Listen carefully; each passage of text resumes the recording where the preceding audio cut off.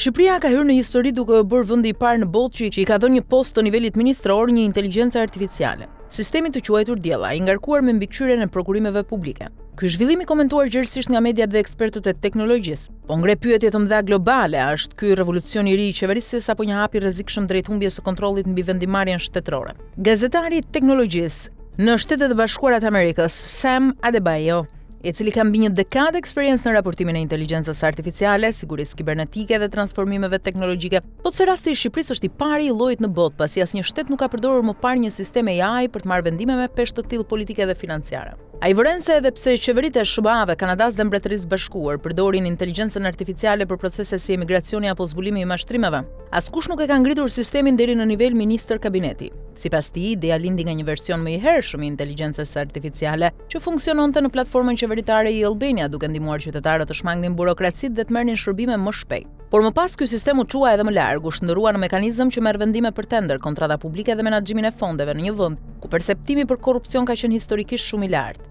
Adebayo shpjegon se kryeministri shqiptar ka dashur të tregojë botërisht një imazh të ri të Shqipërisë, pikërisht në kohën kur vendi shtyn fort për anëtarësim në Bashkimin Evropian. Por edhe pse shumë e shohin këtë si hap drejt më shumë transparence, shqetësimet etike dhe praktike janë të forta. Si sigurohet që sistemi nuk manipulon të dhënat? Kush mban përgjegjësi nëse një tender jepet gabimisht? Qeveria, kryeministria apo vetë sistemi? A është e mundur që AI të ketë paragjykime të fshehura ashtu si shumë modele në botë? Eksperti kujton se inteligjenca artificiale mund të mashtrohet ose të prodhojë përgjigje të pasakta dhe nëse kjo ndodh në fushën e prokurimeve publike, pasojat mund të jenë serioze. Opinioni publik sipas tij është i ndarë në dy kampe, ata që shohin këtë si revolucion modernizues të shtetit dhe ata që e shohin si një rrezik të madh për mungesë llogaridhënie. I pyetur nëse ky zhvillim mund të çojë në një të ardhme ku politikanët zëvendësohen nga algoritmat, Adebayo thotë se Shqipëria sapo ka hyrë në një terren të panjohur, një eksperiment global që askush nuk di si do të përfundojë. Nëse gjithçka ecën mirë, shumë vende mund të fillojnë të kopjojnë modelin shqiptar, nëse jo, rasti i Diellës mund mbetet një paralajmërim i madh për kufitë e qeverisjes digjitale. Për momentin Shqipëria po e udhëheq këtë kapitull të ri të historisë ndërkombëtare të administrimit publik mes admirimit,